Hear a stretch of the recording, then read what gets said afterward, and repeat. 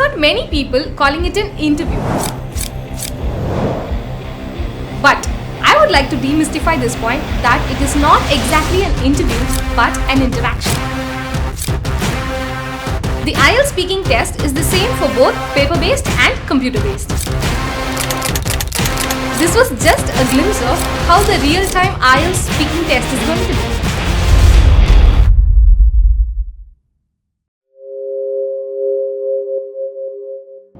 Good morning, Errol. How are you doing?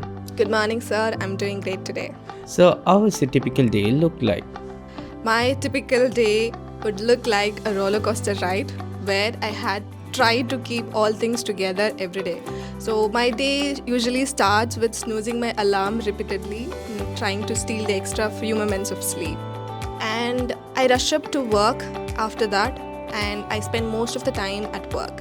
And by evening time, I would return to my home feeling fully exhausted. Okay, what is your favorite day of the week? Sunday is the favorite day of my week because I don't have to wake up early in the morning on Sundays. And I usually go to church on Sundays, and I really like to do it because I am a spiritual person. And apart from that, on Sundays I can focus on myself rather than work. I can do productive things. I can also concentrate on my hobbies. So I really like Sundays because of these reasons. Do you understand what just happened here? Yes, it was a conversation between a candidate and an examiner. The examiner was asking questions and the candidate was trying to answer them. This was just a glimpse of how the real-time IELTS speaking test is going to be. The IELTS speaking test is the same for both paper-based and computer-based.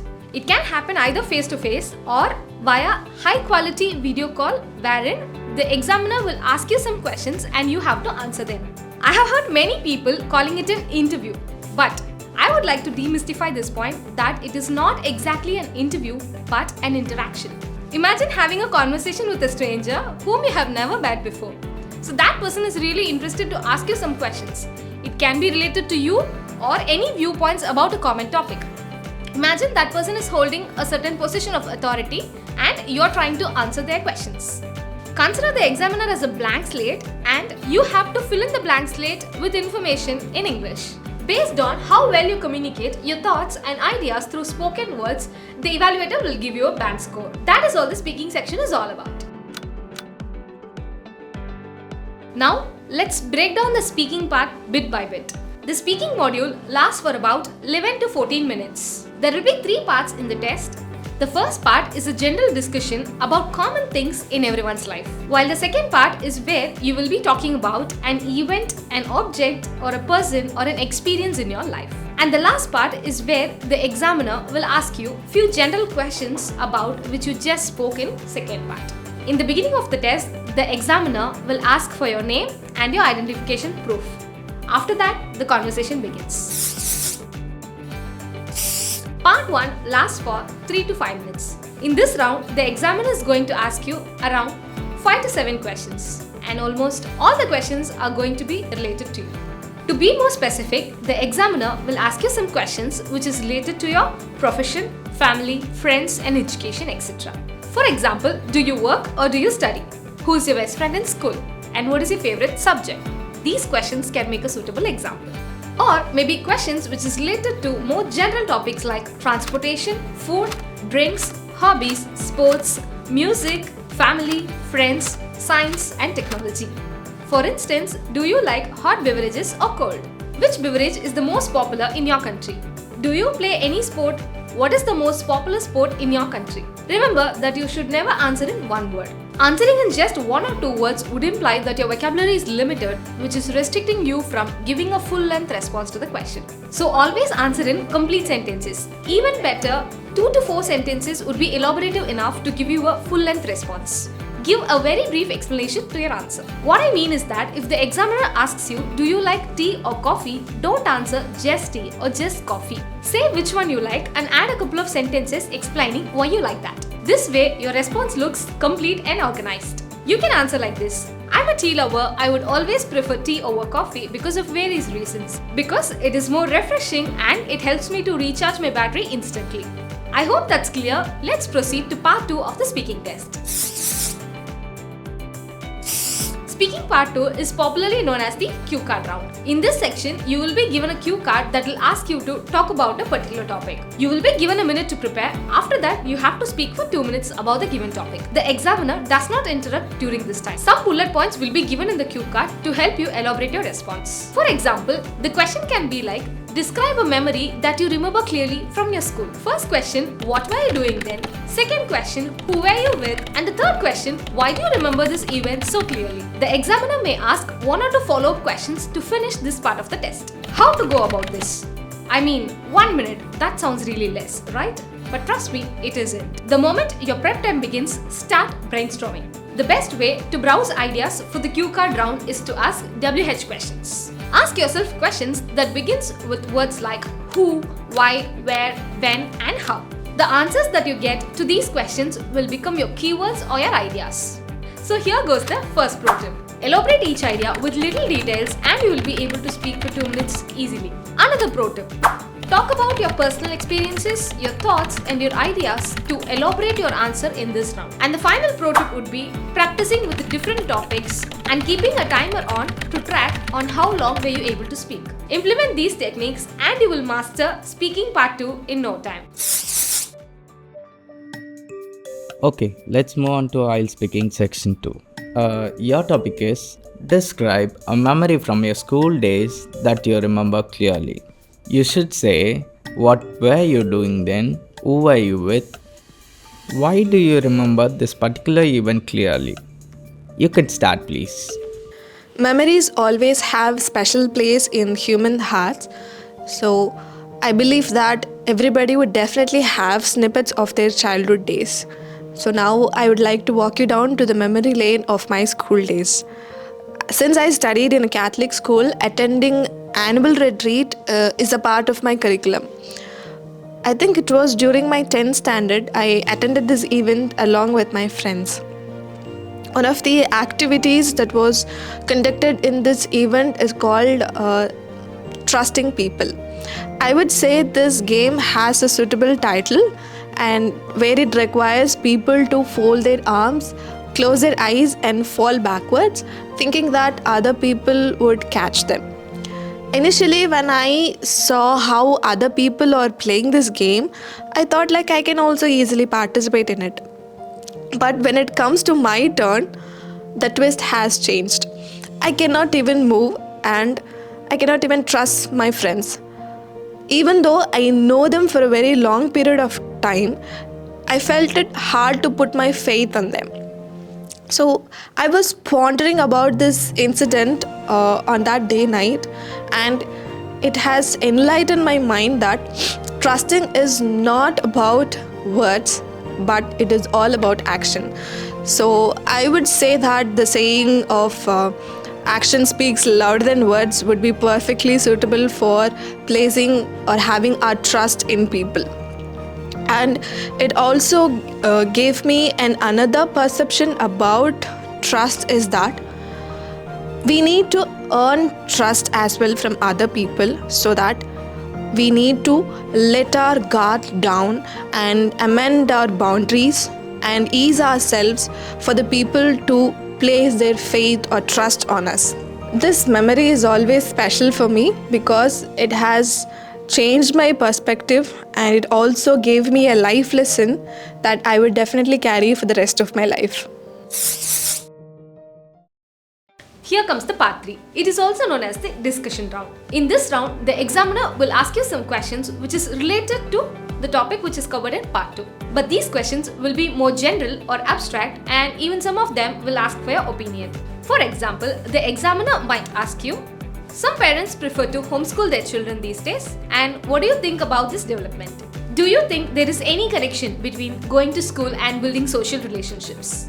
You must remember that there is no right or wrong when it comes to your speaking test. The examiner will not judge you on the opinion that you give, but they will evaluate on how clearly and masterfully you are presenting your opinion. Now, you must be thinking how your speaking responses are evaluated. Just like the writing module, in speaking also, Cambridge has set some rubrics based on which the evaluation has to be carried out.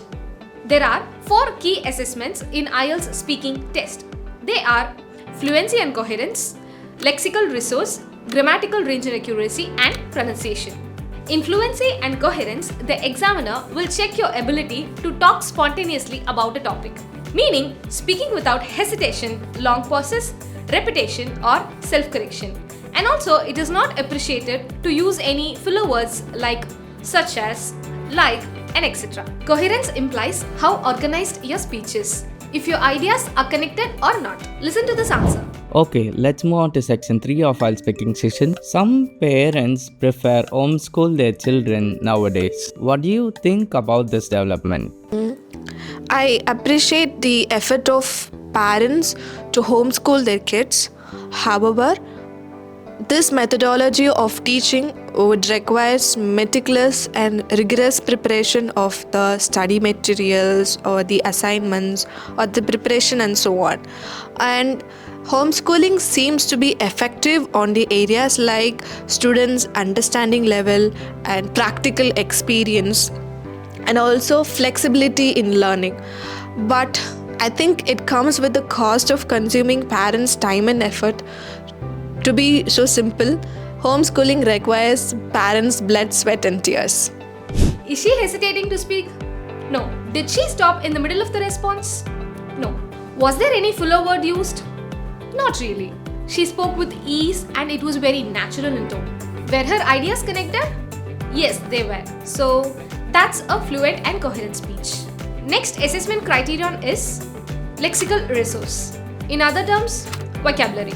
Speak words that comes naturally to you. Do not use bombastic words just for the sake of scoring big. Using big words doesn't fetch you a higher score. The assessment criteria says that you can show an attempt to use uncommon words. If you are using an unfamiliar word, it should sound natural and it should definitely fit into the context. Or else it would sound forced and it might lower your score. Maintain a semi-formal tone and avoid using slang or any jokes. But you can use some idioms and phrasal verbs to bring variety to your language and get some brownie points. For example, over the moon, which means being extremely happy. So the example can go like, on seeing my IELTS score, I was over the moon. Also, if you can avoid repetition by using synonyms, that will showcase your wide range of vocabulary and it will eventually boost your score. For instance, listen to this interaction. Okay, that's great. So, do you think there is a connection between going to school and building social relationship? Yes, I strongly believe that schools are the building blocks of social relationship. When students are in the school, they are connecting or communicating with the people apart from their family members, and it also helps them to create social relationships like friendship or acquaintances and so on. And it also, from school, people are learning to create a sense of community because they are interacting with the people from different walks of life. So I would definitely say schools are the connecting bridge for social relationship. Did you notice that the words used were pretty simple, but it just perfectly fit in the sentence? And the next criterion would be grammatical range and accuracy. In terms of grammatical range, we talk about the variety of grammar structures that you can bring into your content. And then, in case of accuracy, it talks about how well you can fit in the grammatical terms that you pull out. Using a variety of grammar structures would help you to score more in your speaking section. In case of grammatical range, make sure that you are using a variety of simple, complex and compound sentence structures. Try to make your response as error-free as possible. When I use the term accuracy, it just showcases how well you are fitting in your words. When we use the term same and the word similar, we can understand that there is a slight difference which lies in both the words. For instance, in other case, imagine two people are wearing different shades of blue. One is wearing a lighter shade of blue and the another one is wearing a darker shade of blue. In that case, we address them as both are wearing similar shade of blue color. And here comes the final criterion, pronunciation. Let me make it clear. It is not about speaking a foreign accent. Some people have the misconception that you need to speak in a native British or American accent. Pronunciation includes words and sentences with strong and weak sounds, and their levels of stress differs due to various reasons such as connotation, intonation, connecting sounds and contractions. Intonation means using the correct tone to communicate the appropriate feeling. For example, if you're talking about a happy memory, there must be some joy and excitement in the way you speak. For instance, listen to this conversation. Memories always have special place in human hearts. So I believe that everybody would definitely have snippets of their childhood days.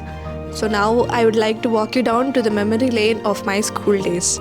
I think it was during my 10th standard I attended this event along with my friends. One of the activities that was conducted in this event is called trusting people, where it requires people to fold their arms, close their eyes and fall backwards, thinking that other people would catch them. Initially, when I saw how other people are playing this game, I thought like I can also easily participate in it. But when it comes to my turn, the twist has changed. I cannot even move and I cannot even trust my friends. Even though I know them for a very long period of time, I felt it hard to put my faith on them. So I was pondering about this incident on that day night, and it has enlightened my mind that trusting is not about words, but it is all about action. Are her words understandable and clear? Yes. Did she change the tone? Yes, slightly.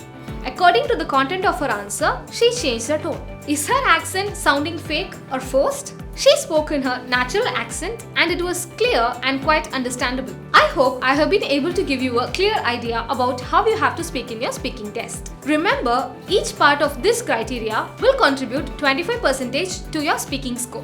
Now, we have something really interesting for you, so keep watching.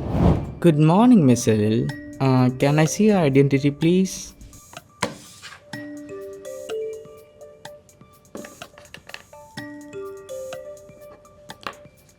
Thank you.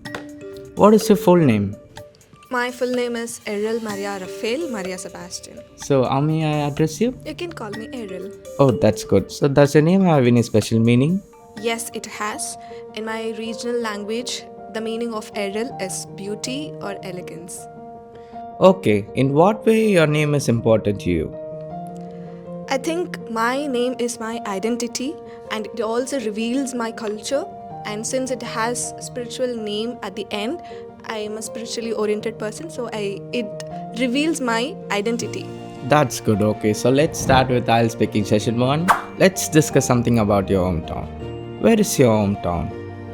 My hometown is located in the suburbs of Chennai and it is named as Ponneri. Okay, can you tell me something interesting about your hometown? My hometown has many amenities like public high court, medical and fishery college and multiple government colleges. And apart from that, nature thrives in my hometown, so it is a very beautiful place to reside in. Oh, good. Is it good place to live? Yes, obviously. There are many facilities in my hometown and it also makes our life very easy. So I really like my hometown for this reason. Nice. So let's move to session 2 of IELTS Speaking Session. Okay, it's a cue card session. Okay, here's your topic. And I'm gonna give you 60 seconds time to prepare about the topic. Please.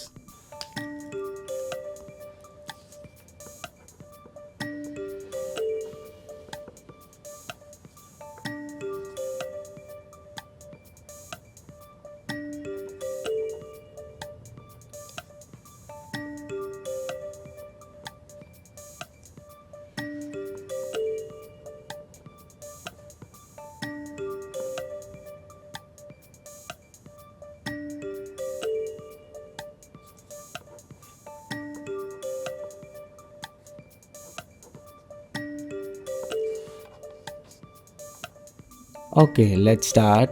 Your cue card topic is talk about a good decision you have made recently. You must mention when and how you made this decision. Why did you make this decision and how you feel about this decision? Please start. I think decision making is a part and parcel of human life. Like how coins has two sides, I think decision making has both pros and cons. Now I'm going to talk about the wise decision that I had made recently is to work in the company that I am currently working in. About 2 months ago, I was in the crossroads to either pursue MBA or to find a job. It was very hard for me to make this decision because I considered these both options as my both eyes, and I cannot make the decision unless I came to an act of retrospecting of what I need at the end of the day. So I asked myself the following questions: which path would lead me to have real-time exposure, and where I can acquire social and interpersonal skills. So these questions has directed me to the point of finding job instead of pursuing degree. I have no regrets of making this decision because I really like what I do, so I do not have any regrets.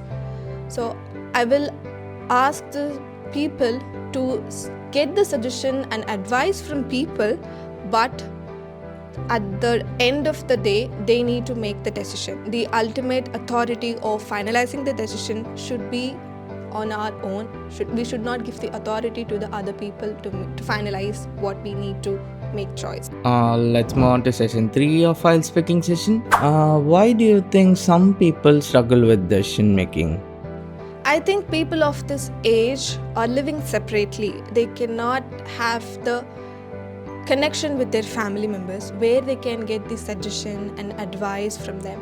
So since they are apart from the wise people, they find it difficult to make the choice on their own. That's good. Should children be allowed to make decision on their own? Why not? I think they should be allowed to make decision because it is a doorway to know children's perspective, and it also helps them to boost their self-esteem and make them to be self-reliant person in the future. And they can make day-to-day decisions like what to read, where to go, how to make friendship with people and other things. But on the other hand, they should not be allowed to make decision because they might end up with bad things such as doing things that they are not allowed to do. So there should be restriction when they comes to decision making, but not entirely. That's good. Should we make decisions alone or take suggestions from people?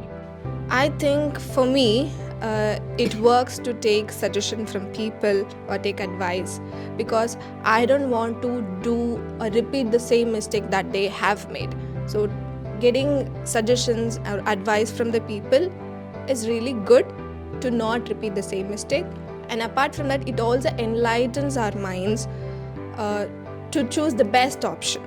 Fine. What kind of a decision do the adult people have to take in everyday life? On daily basis, adults are bombarded with many choices ranging from simple to complex decisions. We can categorize the decisions like personal, professional or social. On personal level, they have to decide what to cook. They have to decide on financial budgeting and also managing on household chores. When it comes to professional, they have to make choice on prioritizing the task and meeting the deadlines and arranging for the meetings. When it comes to social life, they have to make decision to spend a time with their loved ones, and they have to make the connection and expand their network. So I think adults are pushed to make variety of decisions on everyday life. Thank you. Have a great day, Ms. Salil. Thank you. Well, the speaking mock test was interesting, wasn't it? Now comes the $1 million question. What are the do's and don'ts of IELTS speaking test? To begin with, never memorize your answers. This is not a test to memorize and speak. Rather, to show how naturally you can respond to the questions which are related to your everyday life. IELTS examiners are so experienced that they identify memorized answers instantly. Hence, instead of increasing your answers, memorized language will bring you down. Secondly, I already mentioned this one, maintain your natural accent. The IELTS examiners don't really care about your accent. What they do care about is whether you are able to communicate in English clearly or not. Faking an accent will break the natural flow of your speech. Make it sound artificial and forced, and it'll eventually lower your band score. Just make sure your pronunciation is clear and understandable. Try to employ the correct tone to your speaking response to elevate your score further. Finally, avoid using fancy vocabulary and bombastic words which are not very clear to you. Always remember that simple words spoken correctly can fetch you a better score when compared to bombastic words used incorrectly. The speaking test is an interesting section where the questions give you wide range to express your opinion elaborately. The examiners will only evaluate if you can communicate your ideas very well. They will not judge you for agreeing or disagreeing with a certain view which is asked in the question. So, don't hesitate to state how you feel and justify your answers with reasons and observations. So, that is all about the IELTS speaking exam, and I have shared you the important tips and tricks to ace your exam. I wish you the best.